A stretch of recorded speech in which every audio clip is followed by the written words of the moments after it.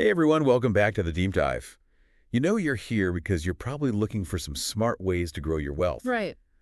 but without, Yeah, feeling overwhelmed by all the choices out there. exactly. You've probably seen those headlines Oh, yeah. that promise, huge EE returns. I know. So Yeah. today we're going to take a look at some possibilities, but we're going to do it in the grounded way. Okay, cool. So I've got some information here that highlights 3 managed funds Okay. from Vanguard. Mm-hmm.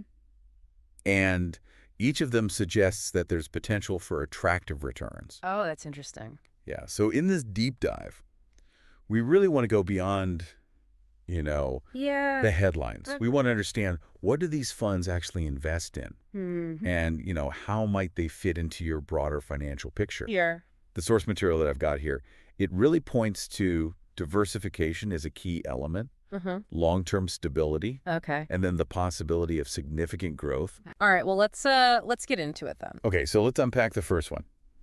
The Vanguard Australian Shares Index Fund, VAS. VAAS. Okay. This one focuses on Australian stocks, That's right. right? Yeah. It tracks the S&P ASX 300 index, It does. which is, you can think of it as a scorecard for the largest Yeah. segment of the Australian stock market. Right. So it includes the 300 biggest companies Yeah. that are publicly listed here in Australia. So when you invest in VAS, you're essentially getting exposure You are to a broad slice of the Australian economy. a broad slice. Yeah. So when we say broad, Yeah. what kind of companies are we talking about? Okay. And you give us a clear picture of what that actually looks like Sure. in terms Yeah, of the kinds of companies that we would be invested in. So you're gonna find like the major banks. Okay. Commonwealth Bank, Westpac. Uh-huh. Then you'll have significant players in mining, Yeah. BHP, Okay. and then representation in like technology and healthcare. So you would have companies like CSL Okay. and NB, although it's worth noting that NAB also has a substantial presence Yeah. in the financial sector. But yeah, that diversification Mhm. across different Oh. parts of the economy is a key aspect of this fund. And it sounds like a pretty cost-effective way to get that broad exposure. Yeah, The source mentions a low expense ratio. that's right. What are the long-term implications of keeping those costs down? That's such a good point because, those fees can really eat into your returns over time. So the expense ratio for VAS is around 0.10%. Okay. So while that might seem small, Right. even those seemingly small differences can compound over time, Right. especially if you're investing a significant amount over, decades, 0.5%. Higher expense ratio Yeah. could cost you tens of thousands of dollars, Wow. in your final returns.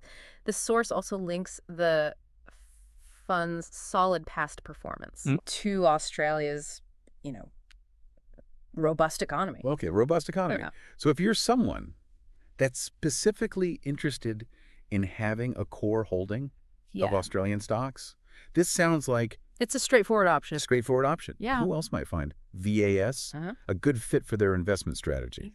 It's a good choice for those who have a specific interest in the Australian market. Yeah. So, Okay. if that's where you want to be, Mhm. if you want to stay local, Yeah. also if you're like a long-term passive investor, Sure. someone who likes that set it and forget it approach, Yeah. right? You're aiming for steady growth. You don't want to be actively trading. Uh-huh. VAS aligns well with that strategy. Okay. And because it invests in a lot of these well-established companies. Yes. Yeah. It also is likely to include dividend-paying stocks. Right. Which, Yeah. that can be an attractive feature Yeah. for investors seeking, regular income. Okay. All right, let's shift gears. Let's look at international exposure. The second fund that you shared with me Okay. is the Vanguard International Shares Index Fund, or VGS. VGS, huh? What's the story behind this one? Okay, so VGS takes your portfolio global. Okay. Instead of just focusing on Australia, Right.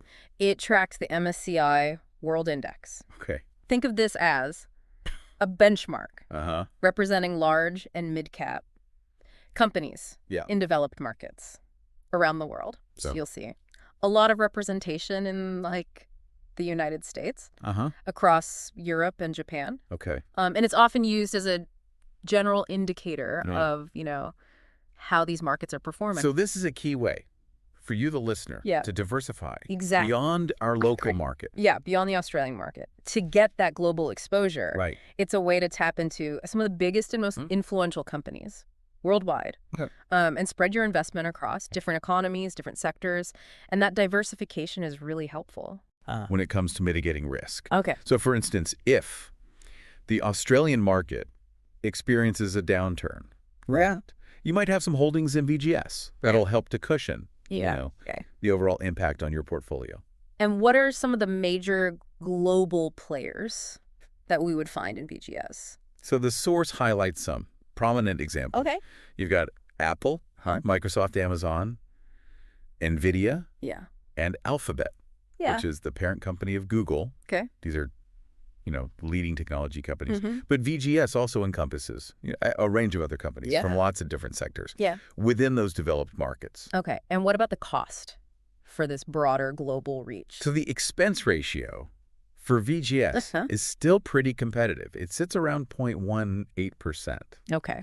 One interesting thing that the source mentions is that VGS is not currency hedged. Okay, so let's unpack that a little more intuitively. Okay. What does not currency hedged really mean for someone like me? All right, so what that means is the returns are not only influenced by the performance of the international stocks, but also by fluctuations in the exchange rate. Okay. Right.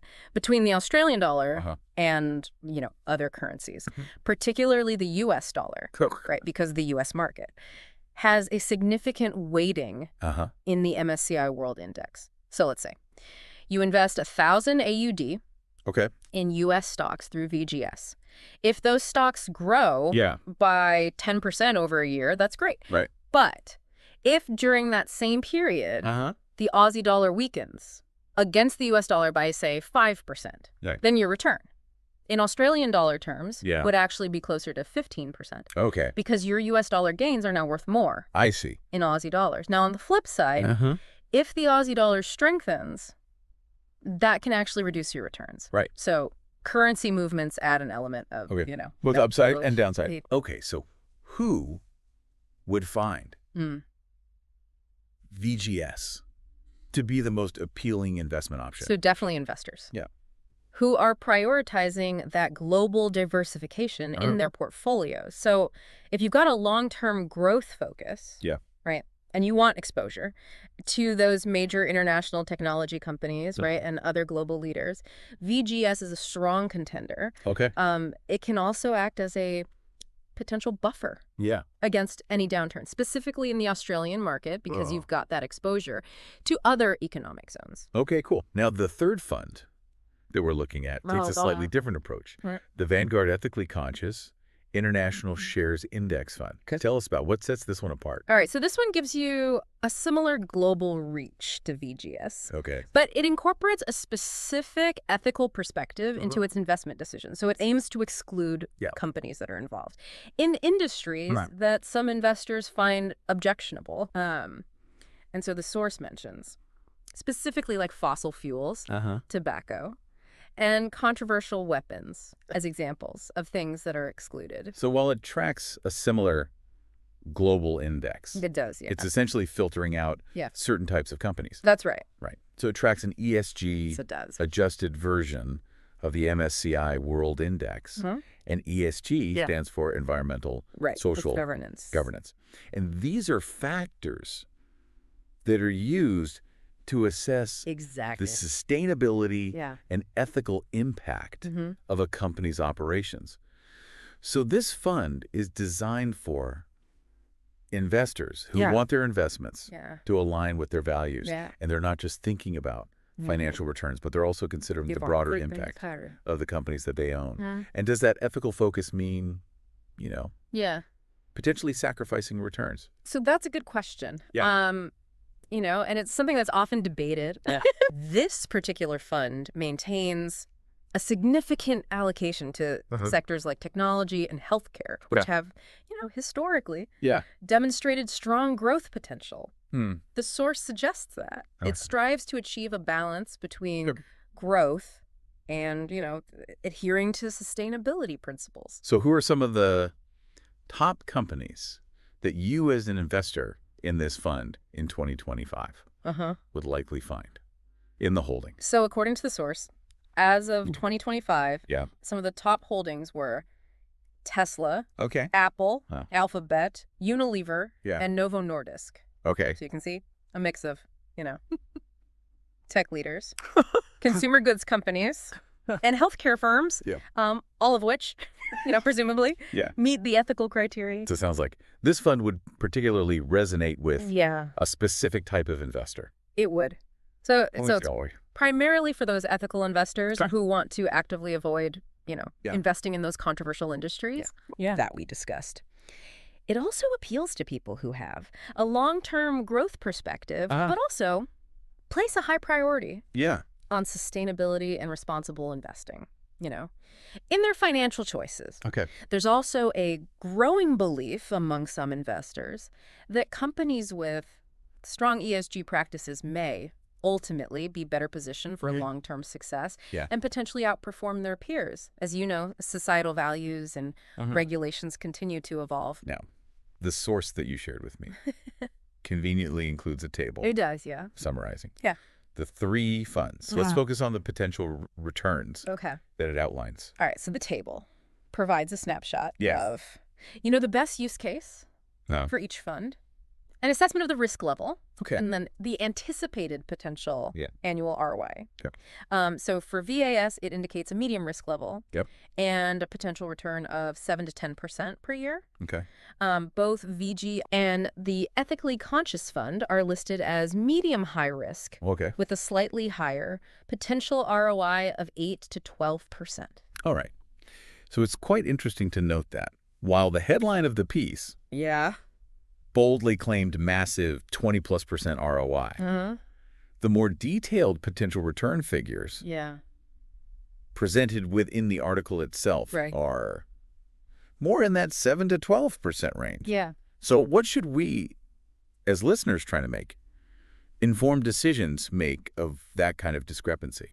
That is a great question, and I think it's something to be aware of because you'll often see, marketing materials that use really attention-grabbing language in the headlines, But I think the more conservative figures are probably going to represent a more grounded expectation. And those are often based on historical performance averages, more cautious market forecasts. It's important to understand that, even those figures are not guaranteed, right? The much higher number might be based on, a very specific and potentially short-lived market scenario. Or it could simply be, an aspirational figure. But I think it just really highlights the importance of, looking beyond the initial enticing claim and carefully examining, the more detailed information and any underlying data or assumptions. So to bring it all together, according to this source, all 3 of these Vanguard funds are presented as potentially good options for long-term investors. Offering competitive return and relatively low management fees. That's general. Picture painted by the source. They provide, different roads to choose from, depending on what's important to you. Do you want to focus on the Australian economy? Do you want to diversify across global developed markets? Or do you want that global exposure combined with a commitment to ethical investing? So for you listening right now, deciding which fund, if any, might be right for you boils down to your own individual circumstances and what you're trying to achieve with your investments, wouldn't you say? Absolutely. It's a personal decision. And it really hinges on a few key factors. What are your primary investment goals?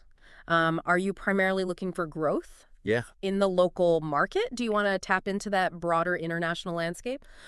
Or is aligning your investments with your ethical values a non-negotiable aspect for you?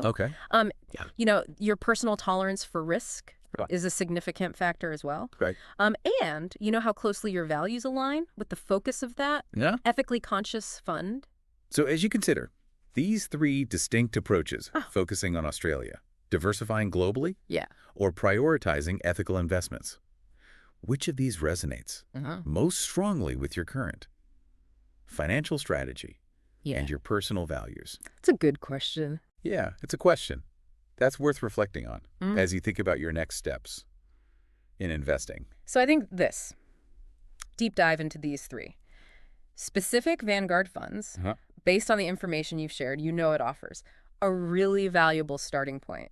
Okay. For, your own considerations. And it's important to remember that this discussion is based on a single source. That's right. Right. So further personal research is always a good next step. It is always recommended. Right. Take the time to really explore, the specific holdings of each fund in detail. Review their historical performance over various time frames and assess how they align. With your own financial situation. Right. And your long-term investment objectives. And on that note, considering the difference between the potential ROI figure in the headline and those in the article, what additional research could you do to form your own informed opinion about the likelihood of achieving specific return targets in today's, ever-evolving economic environment? It's a crucial question to explore. It is. As you continue on your investment journey. It is. Thanks for joining us for this deep dive.